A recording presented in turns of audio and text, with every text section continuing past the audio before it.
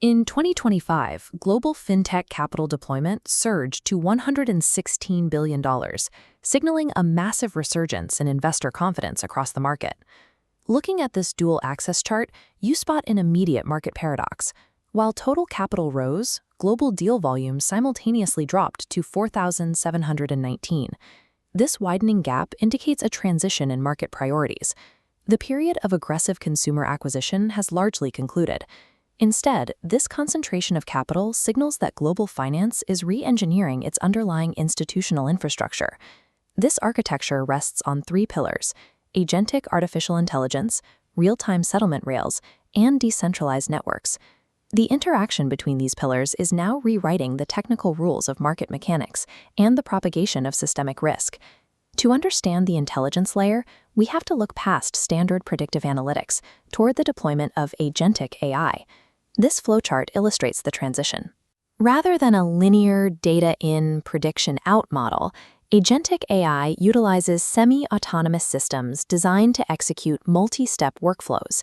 They can ingest documents and flag specific compliance risks inside regulated environments before routing the data to human oversight. By late 2025, institutions like Goldman Sachs deployed these AI assistants organization-wide, indicating that these systems have moved from experimental pilots into foundational infrastructure. This advanced modeling is also altering macroeconomic research through a computational process known as Nowcasting. Looking at this diagram, you can see how organizations like the International Monetary Fund utilize alternative inputs. By feeding raw satellite luminosity data into a random forest decision tree, researchers can bypass the lag of official calendar releases to output real-time GDP estimates. In practice, applying machine learning to these alternative datasets reduces the root mean square error of real-time GDP tracking by up to 32. This ensures continuous 24/7 liquidity without reliance on traditional banking hours. It also lowers entry barriers by permitting fractional ownership of capital-intensive assets. The specific legislative catalyst that unlocked this institutional capital was the Guiding and Establishing National Innovation for U.S. Stablecoins, or GENIUS Act. The GENIUS Act established a rigorous framework by legally requiring payment stablecoin issuers to maintain 100% reserve banking in liquid assets, like U.S. dollars or treasuries. By removing the legal ambiguity, these regulatory frameworks transformed blockchain from an experimental technology into institutional settlement infrastructure.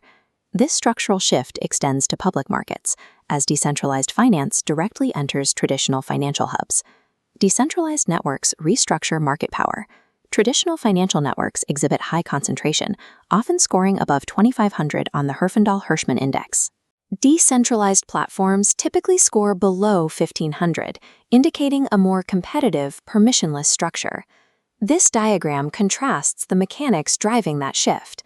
Instead of relying on a centralized order book of bid and ask quotes, decentralized protocols use automated market makers.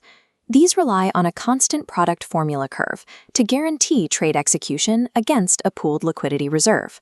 However, the speed and interconnectedness of these automated market makers and real-time payment networks accelerate the risk of default cascades. Traditional linear risk models fail to map the nonlinear topological dependencies inherent in these decentralized systems. Graph neural networks are the new analytic standard. Nodes represent financial entities, and edges map bilateral liabilities to calculate the exact bailout capital required. By introducing a localized shock, they map how risk propagates, showing a single default rippling nonlinearly across the ecosystem. Furthermore, because on-chain data is transparent, sophisticated actors can process variables and capture informational rents hours before public announcements, challenging the core assumptions of the efficient market hypothesis. The migration from centralized books to autonomous protocols is shifting the distribution of market power and the velocity of global capital flows. Which brings us back to the initial funding paradox. How does the market accurately value this new autonomous architecture? Because the nature of financial infrastructure has changed, the calculus for valuation has diverged from legacy banking. This comparative table breaks down the difference. Traditional banks are evaluated on book-based multiples, like price-to-book or price-to-tangible book value. Fintechs, however, rely on intangible assets like intellectual property and data pipelines. Because the return on invested capital is often twice as high as traditional banks, analysts must rely on revenue-based metrics like enterprise value to revenue to capture their true scale. While Agentic AI and the FIDA framework compress operational cycles from days to milliseconds, this transition introduces zero latency vulnerabilities. The unforgiving speed of real-time settlement leaves absolutely no margin for error and renders reactive fraud detection obsolete.